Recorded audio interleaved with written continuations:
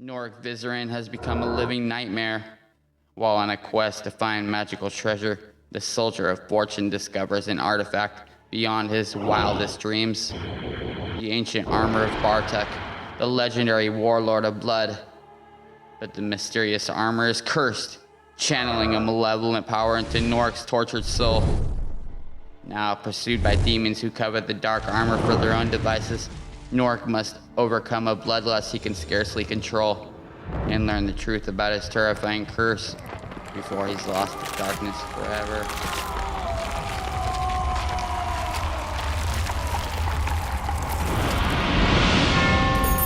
In the land of Aranak, at the very northern fringe of the vast oppressive desert which made up much of the land, the small but resolute army of the General Augustus Malevolent remained encamped. They had set up camp some weeks previous for reasons that still mystified most of the soldiers, but no one dared question the decisions of the general. Most of these men had followed Malevolent since his early days in Westmarch, and their fanaticism to his cause remained without question. But in silence, they wondered why he seemed unwilling to move on. Many felt certain that it had to do with the more gaudy tent pitched not far from the commander's zone. The tent belonging to the witch. Each morning Malevolent went to her, evidently seeking portents of the future and making decisions based upon those. In addition, each evening Galena made her way to the general's tent for more personal matters. How much influence she had over his choices, none could truly say, but it had to be substantial. And as the morning sun began to peek over the horizon, the slim, well-groomed figure of Augustus Malevolent emerged from his quarters. His pale, clean-shaven features, once described by a now deceased rival as the very visage of Lord Death, without the kindness inherent. Entirely without expression, Malevolent stood clad in armor of the darkest ebony, save for the crimson border running along every edge, especially around the neck. In addition, the symbol of a red fox over 3 silver swords decorated the breastplate, the only reminder of the general's far-flung past. 2 aides attended the general as he put on ebony and crimson gauntlets that looked as if they had just been forged. In fact, Malevolent's entire suit looked to be in perfect condition, the result of nightly cleanings by soldiers trained to understand what even a single hint of rust might mean to their lives. Fully covered, save for his head, Malevolent marched directly toward the sanctum of his sorceress. His mistress, resembling something of a tent maker's nightmare, the abode of Galena looked as if it had been put together like a quilt, with patches of more than 2,000 shades of color sewn together over and over. Only those, like the general who saw beyond the facade, might have noticed that the various colors created specific patterns that only those consigned in the inner workings of sorcery would have known the power inherent in those patterns. Behind Malevolent, the 2 aides followed, in their arms of one of the covered burden that vaguely resembled something akin in shape to a head. The officer carrying the object moved uneasily, as if what he held filled him with distrust and not a little fear. The commander did not bother to announce himself, yet just as he reached the closed flap, the witch's tent, a feminine voice, both deep and taunting, bid him enter. Even though sunlight now toyed with the encampment, the interior of Galena's tent appeared so dark that, if not for the single oil lamp dangling from the middle of the ceiling, the general and his aides would have been able to see more than a foot beyond their noses. Had that been so, they would have missed quite a sight indeed. Pouches and flasks and items unnamed hung everywhere.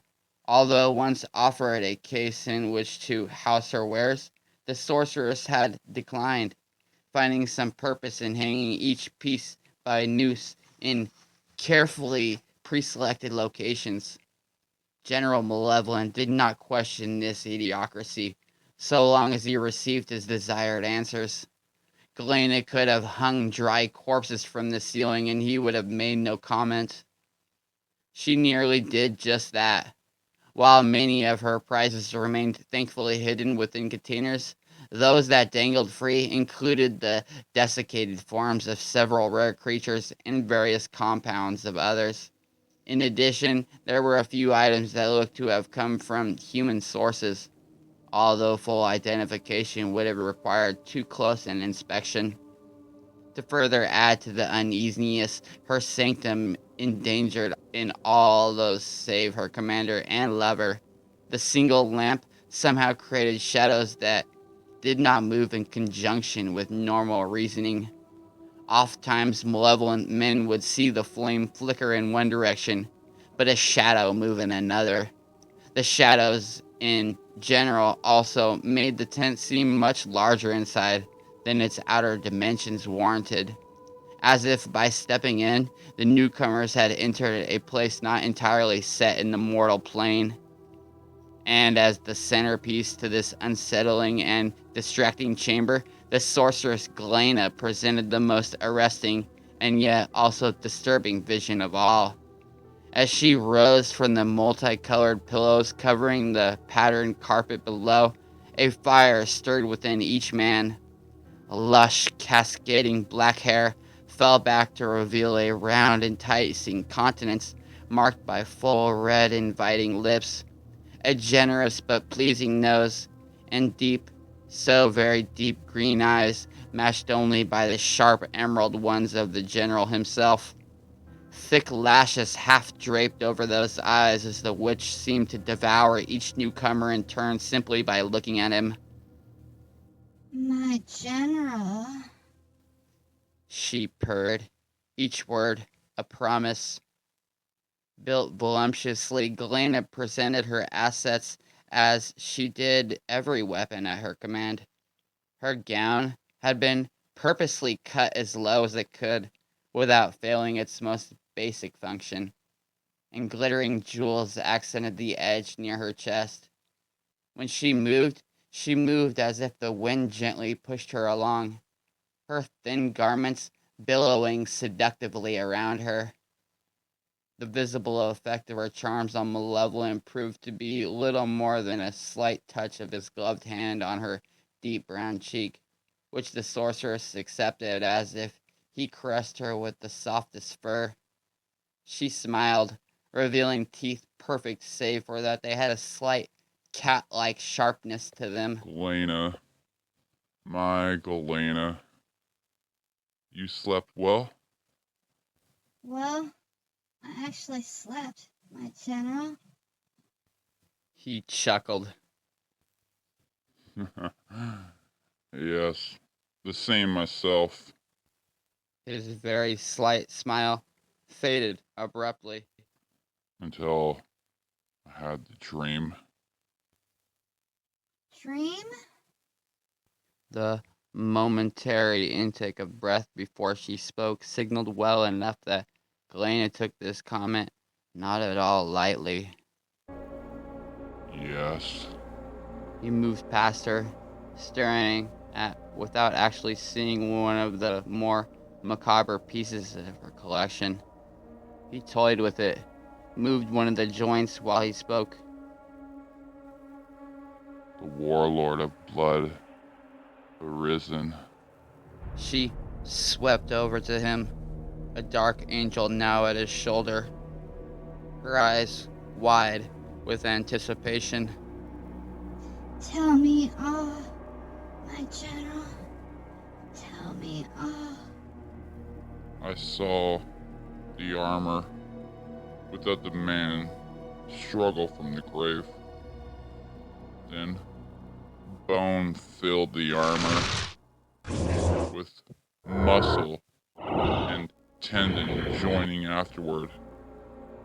The flesh covered the body, but it was not Bartok as his images have shown.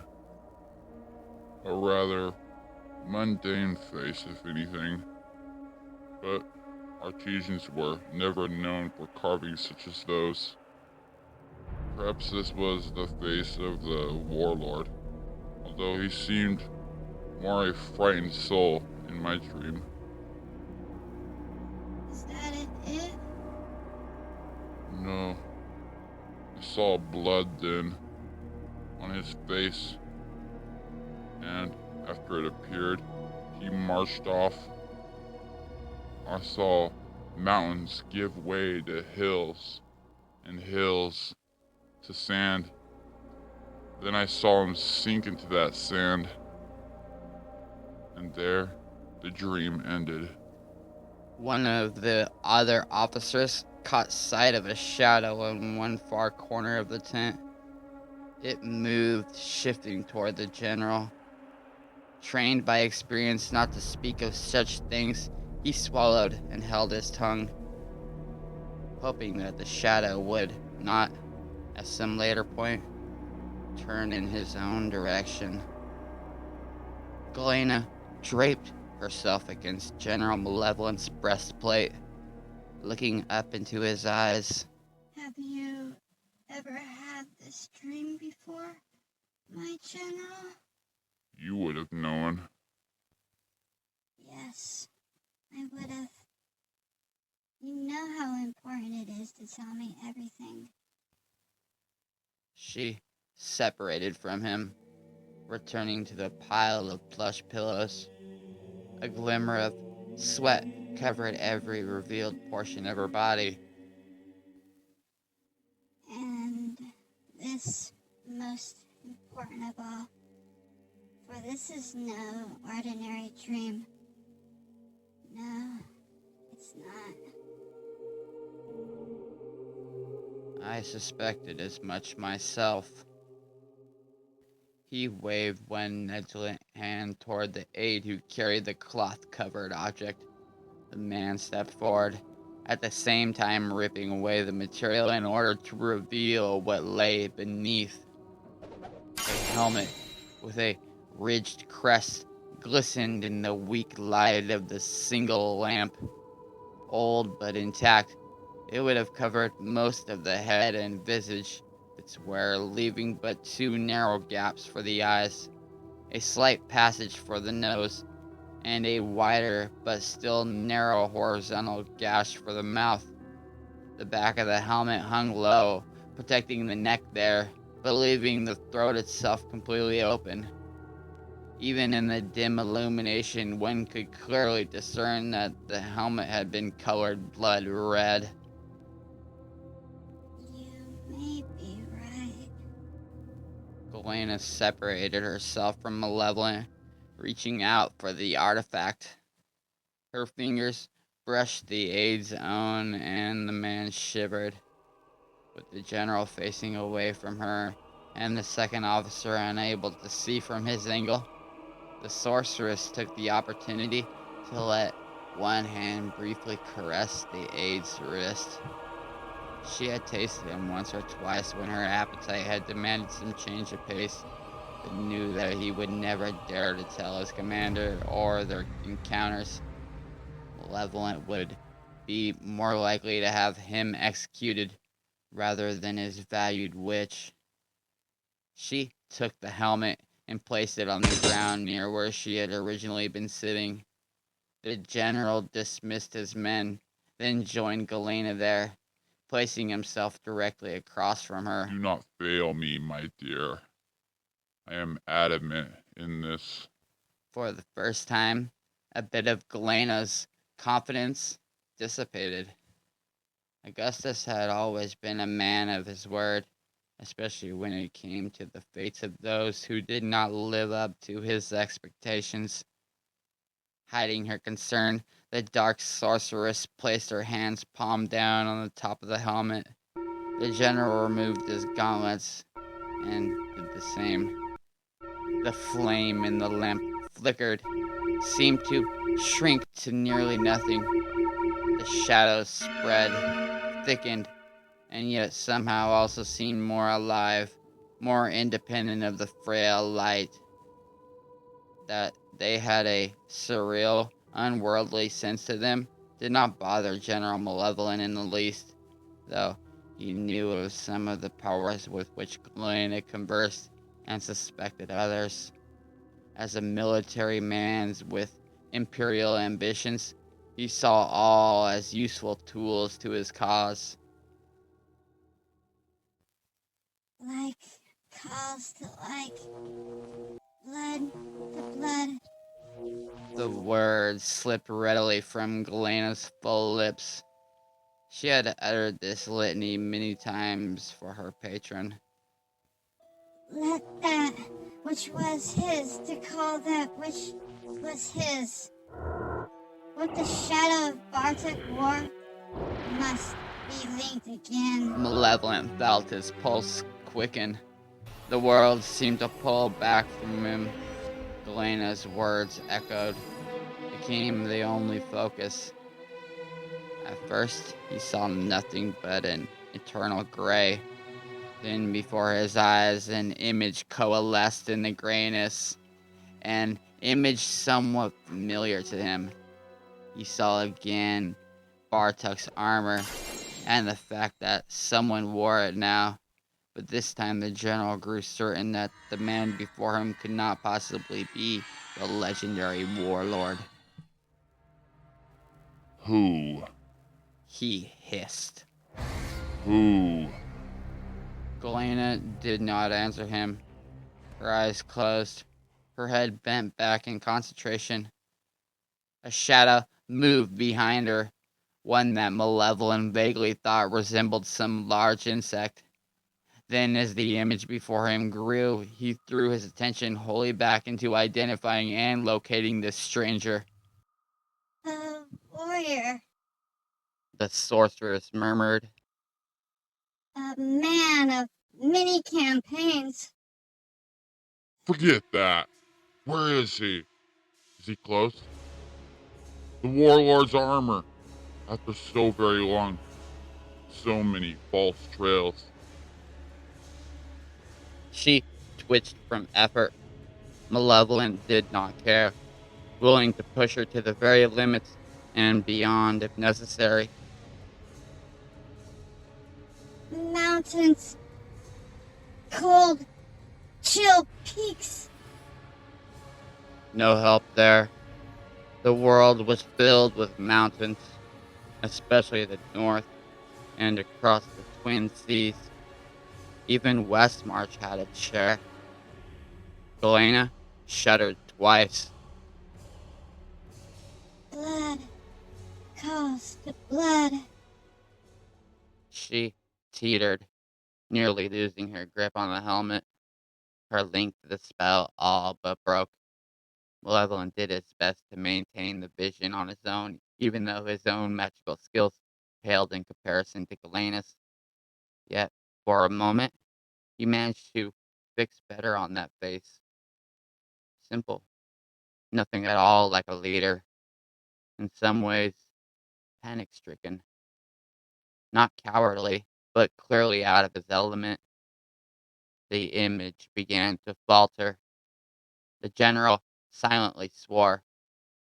The armor had been found by some damn foot soldier or deserter who likely had no idea of either its value or its power. Where is he?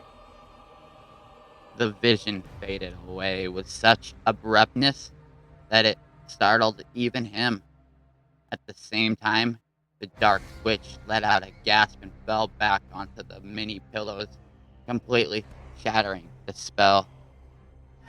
A tremendous force threw Malevolent's hands from the helmet. A string of harsh epithets burst from the general's mouth. With a moan, Galena slowly rose to a sitting position. She held her head with one hand as she looked at Malevolent. He, in turn, considered whether or not to have her whipped, to entice him with the fact that the armor had been found, and then to leave him without the knowledge of where it was. She read his dark look and what it likely meant for her. I have failed you, my general. Galena quickly rose and put her hands on her chest, her fingers caressing the metal as if it were his own flesh. began to have the dreams, the visions of...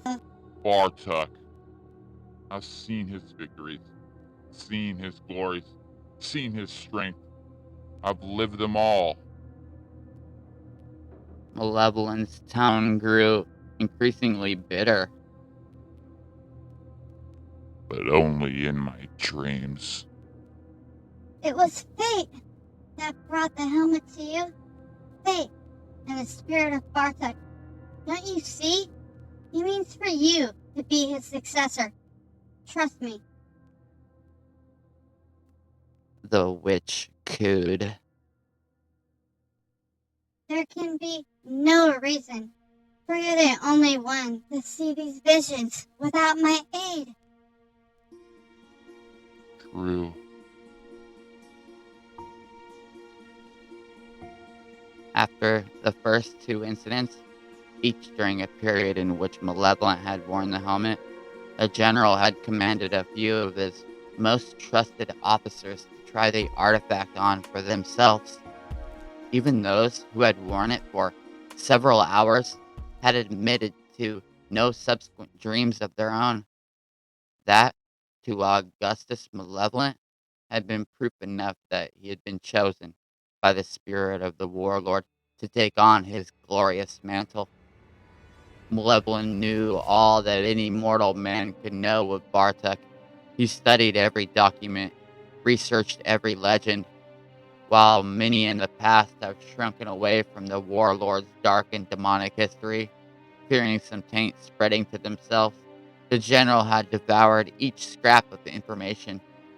He could match Bartek in strategy and physical strength, but Malevolent himself wielded only the least bit of magic, barely enough to light a candle. Galena had provided him with more sorcery, not to mention other pleasures, but truly be able to emulate the warlord's glory. Malevolent needed some manner by which to summon and command not one demon, but many. The armor would open that path for him. Of that, he had become obsessively certain. Malevolent's extensive research had indicated that Bartek had imbued the suit with formidable enchantments. The general's own meager powers had already been augmented by the helmet. Surely the complete ensorcelled suit would give him what he desired. Surely the shade of Bartok wanted that. The visions had to be a sign. There is one thing I can tell you, my general. The sorceress whispered. One thing to encourage you in your quest. He seized her by the arms. What is it? She grimaced momentarily from the pain of his grip. He, the fool who wears the armor now, comes nearer. To us? Perhaps. If the helmet and the rest are meant to be with one another, but even if not so, the closer he comes, the better I'll be able to specifically locate him. Galena pulled one arm free, then touched Malevolent's chin. You can wait just a little longer, my love. Just a little longer. Releasing her, the general considered. You will check each morning and each evening. You will spare no effort. The moment you can identify where this Cretan is located, I must know. We shall march immediately after. Nothing must stand between me and my destiny. He seized the helmet and, without another word, departed from her tent. His aides quickly following into line behind him. Malevolent's mind raced as he pictured himself in the ensorcelled armor. Demonic legions would rise to his command. Cities would fall. An empire spanning the world would spring up. Augustus Malevolent hugged the helmet almost protectively as he returned to his own quarters. Galena had the right of it. He only had to be a little more patient, the armor would come to him. I will do as you once dreamed of doing. He whispered to the absent shade of Bartuk. Your legacy will be my destiny. The general's eyes gleamed. And soon.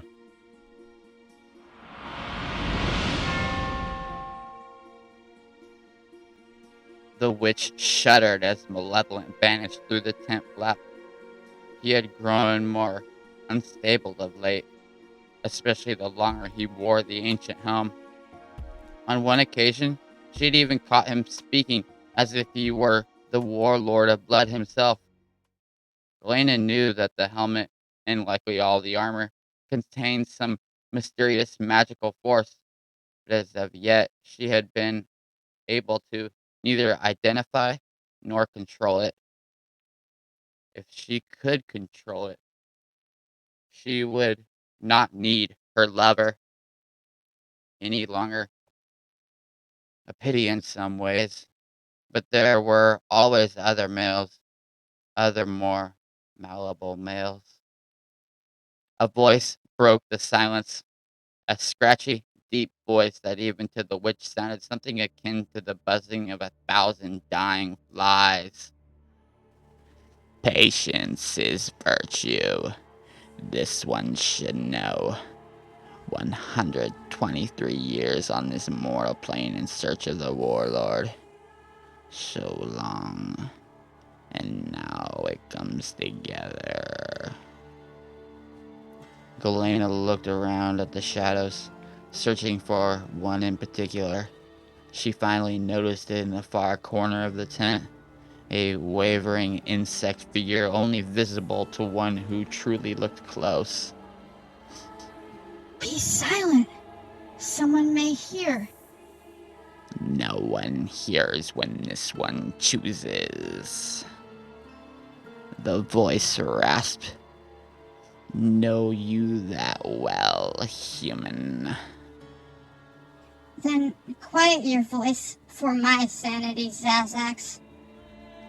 The dark-skinned sorceress stared at the shadow, but did not approach it.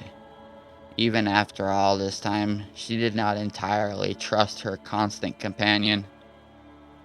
So tender the ears of a human. The shadow took more form, now resembling a specific insect. A praying mantis. Yet such a mantis would have been more than several feet tall, if not more. So soft in feeling their bodies. You do well not to talk of failures. A low, chittering noise spread throughout the tent. Kalena steeled herself, knowing that her companion did not like to be corrected. Zazax moved, shifting closer. Tell this one of the vision shared. You saw it. But this one would hear it from you. Please, indulge this one. Very well. Taking a deep breath, she described it in as good detail as she could. The man in the armor. Zazax surely had seen everything, but for some reason, the fool always made her go over the visions. Galena tried to hurry matters by ignoring the man for the most part, going more into the armor itself and the landscape vaguely seen in the background. Zazax suddenly cut her off. This one knows that the armor is true. This one knows that it wanders this mortal plane. The human. What about the human? Perfectly ordinary. Nothing special about him. Nothing is ordinary. Describe. A soldier, plain of face, a simple fighter, probably the son of farmers from the looks of him. Nothing extraordinary. Some poor fool who stumbled onto the armor and, as the general clearly thinks, has no idea what it is. Again, the chittering. The shadow withdrew slightly. When Zazek spoke, he sounded extremely disappointed. Certain that this mortal journey's nearer. So it seems. The murky form grew still. Zazek clearly had something in mind. Galena waited and waited some more. Zazek had no concept of time where others were concerned, only when it came to his own needs and desires. 2 flashes of deep yellow momentarily appeared where the head of the shadow seemed to be.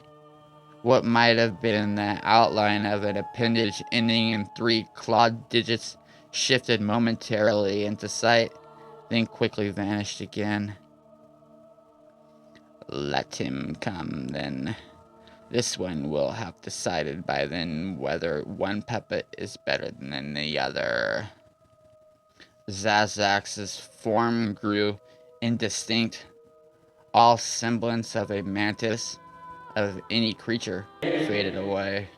Let him come. The shadow melted into the darkened corners. Galena swore to herself.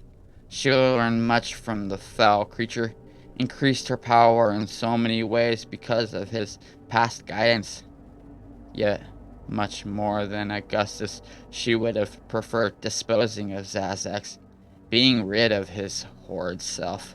The general could be manipulated to a point, but not so her secret companion.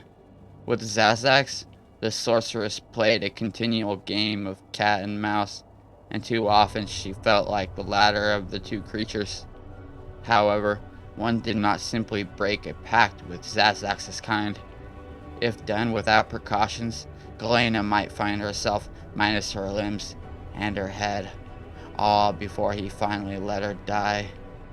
And that made her consider at last something new.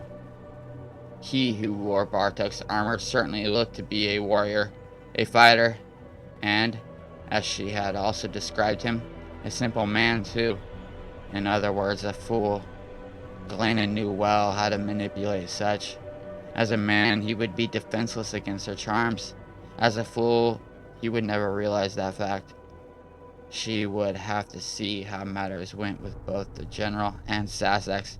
If it seemed one or the other still worked to her advantage, Galena would do what she could to tip the balance that way. Malevolent with the armor, his to command, could certainly deal with her shadowy partner. However, if Zazek gained the ensorcelled artifacts first, truly he would be the one to follow. Still, the stranger remained a possibility. Certainly he could be led around by the nose, told what to do. He presented potential where the other 2 presented risk. Yes, Galena intended to keep an eye on this fool for her own good. He would be far more susceptible to her desires than an ambitious and slightly mad military commander, and certainly far less dangerous than a demon.